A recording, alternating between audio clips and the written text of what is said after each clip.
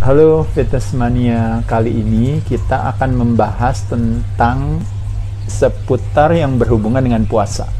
Nah, kalau kita berbicara puasa, tentu teman-teman punya alasan kenapa melakukan aktivitas puasa. Seperti yang sering saya katakan, kembali lagi, konsep dasar atau mungkin latar belakang kenapa kita berpuasa sebenarnya hanya lebih kepada mengajak teman-teman, tidak hanya yang tua, yang muda, yang miskin, yang kaya, yang pria maupun wanita, pada sesungguhnya kadang-kadang kita punya kecenderungan makannya memang kebanyakan gitu. Dan kalau kita lihat daripada waktu durasi makan kita, kadang-kadang dalam satu hari 24 jam mungkin mayoritas kita mengkonsumsikan makanan itu waktunya lebih banyak. Jadi jendela makan kita lebih besar dibandingkan jendela tidak makan kita. Tidak makan cuma 8 jam, sedangkan yang makannya bisa sampai 16 jam.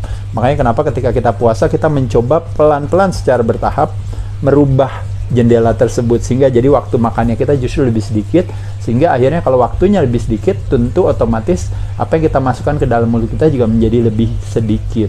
Nah, sekali lagi teman-teman sekalian, bukan berarti yang sedikit itu jadi akhirnya kualitas kesehatan jadi menurun loh ya, tapi teman-teman bisa lihat sendiri memang kecenderungan yang terjadi hari ini adalah memang mulut kita sumber kesehatan dan sumber kesakitan kita lebih banyak, justru kesakitan hadir karena ulah perilaku kita yang kita masukkan ke dalam mulut kita. Nah, puasa bisa ditujukan kepada berbagai harapan ya. Contoh misalnya kalau saya lihat di sini teman-teman ya, kita lihat di sini ya.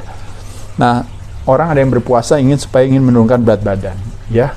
Ada orang berpuasa ingin tujuannya supaya misalnya sebagai contoh penyakit, kalau teman-teman tahu ya, gara-gara kebanyakan apa? Kebanyakan gula, konsumsinya akhirnya selnya tidak sensitif lagi terhadap insulin, akhirnya terjadi yang namanya resistensi insulin. Nah, ini resistensi insulin ini nanti kadang-kadang mengarahkan kepada apa? Mengarahkan kepada prediabetes dan akhirnya diabetes tipe 2. Ada juga teman-teman yang misalnya melakukan aktivitas ketogenic diet ya, jadi atau low carbs, high fat diet misalnya, atau juga mungkin teman-teman yang berkeinginan untuk berpuasa karena ingin mau supaya membersihkan racun-racun di badan ya, detoksifikasi atau yang dikenal dengan autofagi. Kalau misalnya teman-teman berpuasa kurang lebih di sekitar 16-18 jam.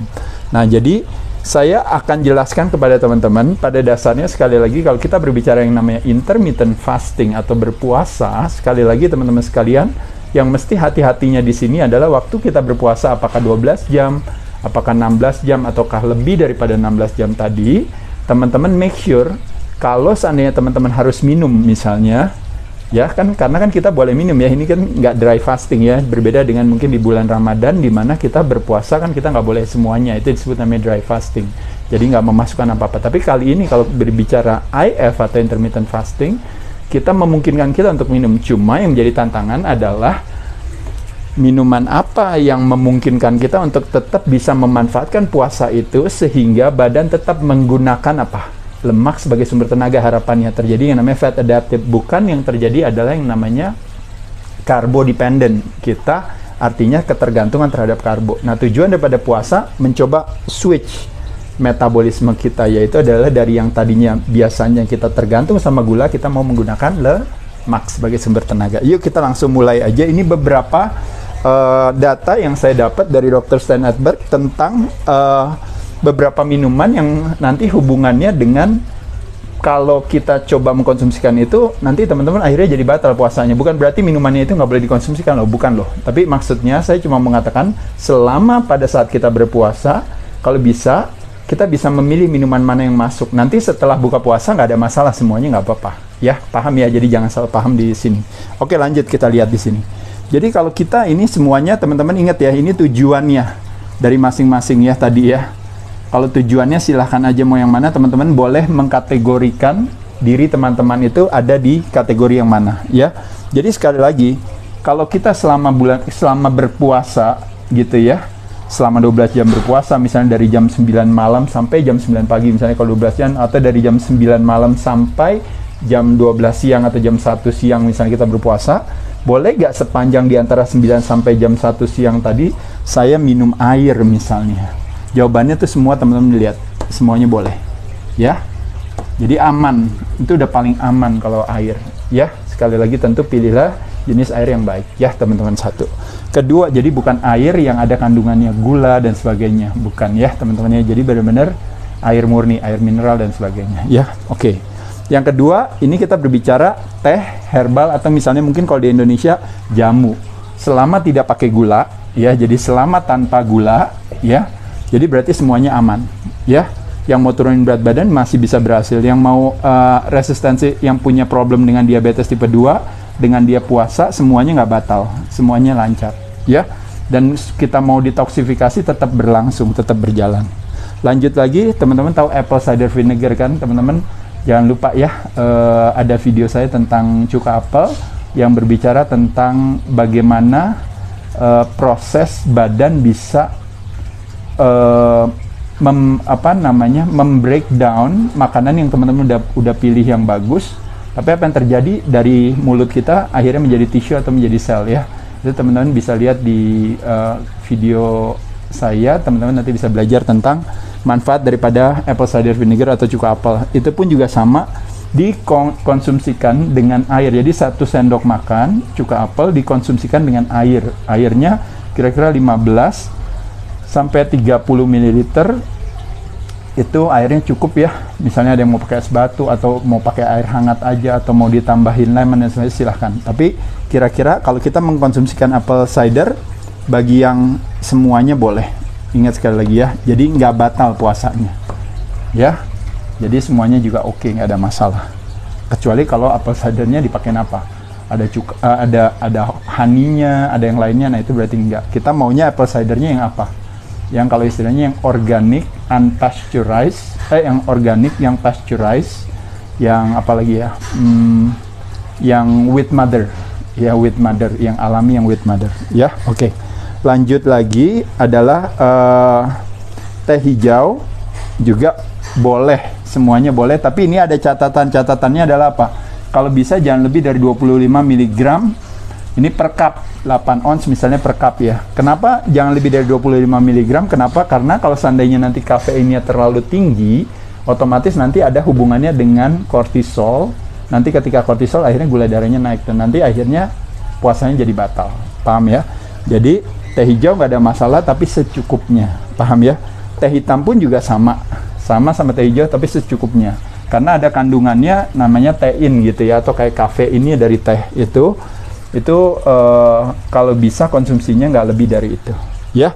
Begitupun juga dengan kopi, teman-teman. Di sini saya kasih asterisk, apa namanya istilahnya, catatan ya gitu. Jadi catatan aja hanya untuk bilang kepada teman-teman adalah bahwa semuanya masih memungkinkan. Saya masih bisa menurunkan berat badan, saya masih bisa memperbaiki gula darah saya menjadi lebih baik. Kalau yang ketogenik atau yang low carbs diet yang kadang-kadang konsumsinya cuma 30 gram karbohidrat per hari, masih tetap bisa melakukan, jadi nggak batal sama sekali. Yang autophagy pun juga sama, ya. Tapi minum kopinya kalau bisa kurang lebih di sekitaran itu. Jadi kalau misalnya kadang-kadang kopi yang regular itu antara 60 mg sampai yang mungkin double espresso dan sebagainya mungkin kira-kira bisa sampai 150 sampai 200 mg kalau nggak salah ya. Jadi teman-teman biar paham aja di situ. Jadi nggak mau kelebihan juga karena efeknya kopi nanti efeknya ke stres, ke insulin, nanti gula darahnya naik jadi puasanya batal, nggak mau ya. Oke, lanjut lagi. Nah ini ada yang teman-teman kalau teman-teman tahu namanya bulletproof coffee.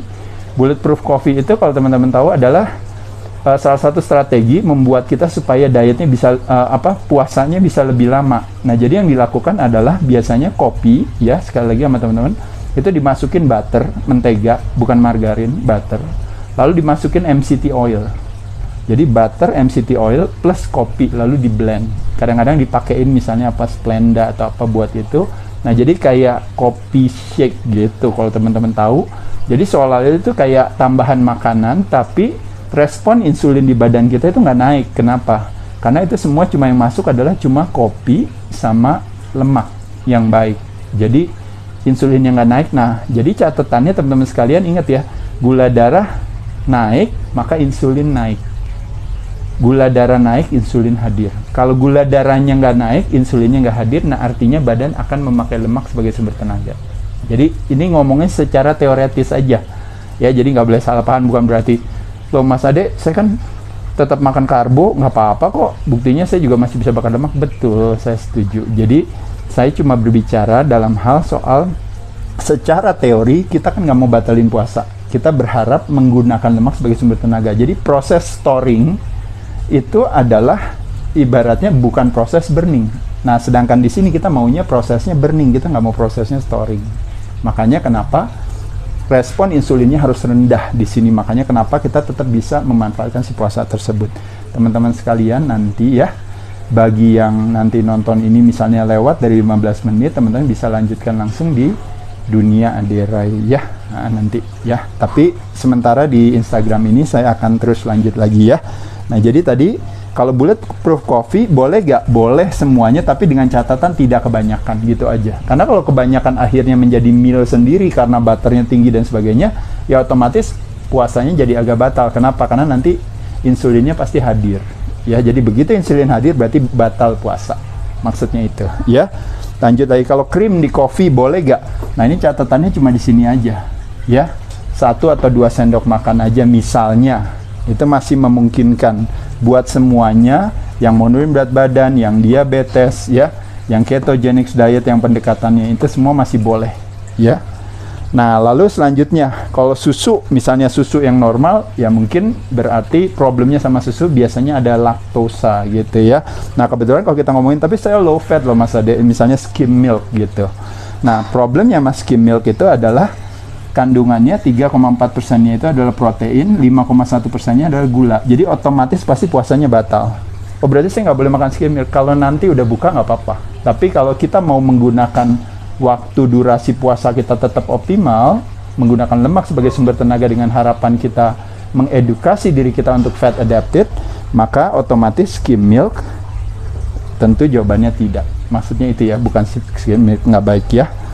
Lanjut lagi, susu kacang. Nah, kita kan susu kacang, ada susu kacang misalnya dalam hal ini almond ya, bukan susu kacang kedelai, karena kalau kacang kedelai pasti gulanya pasti tinggi, pasti kenanya nggak memungkinkan. Kalau almond masih memungkinkan kalau teman-teman lihat, tapi dengan catatan itu kalau bisa jangan terlalu banyak. Kalau misalnya 1 cangkir atau 2 cangkir gitu, kalau kurang dari itu lebih nggak apa-apa ya. Lalu nah ini banyak juga ya kalau orang yang puasa juga katanya dia bilang saya minum kaldu, makan kaldu. Apakah kalau bahasa Inggrisnya itu sebenarnya bone broth. Jadi kaldu dari tulang gitu ya. Kalau kita kadang kaldu ayam atau cuma problemnya itu yang benar-benar harus asli teman-teman sekalian, bukannya yang sifatnya sintetis gitu ya. Nah, itu sebenarnya masih memungkinkan, tapi ketika kita mau yang autophagy itu nggak memungkinkan karena kita udah batal di sana. Kalau kita berbicara detoksifikasi ketika kita konsumsi kaldu ya.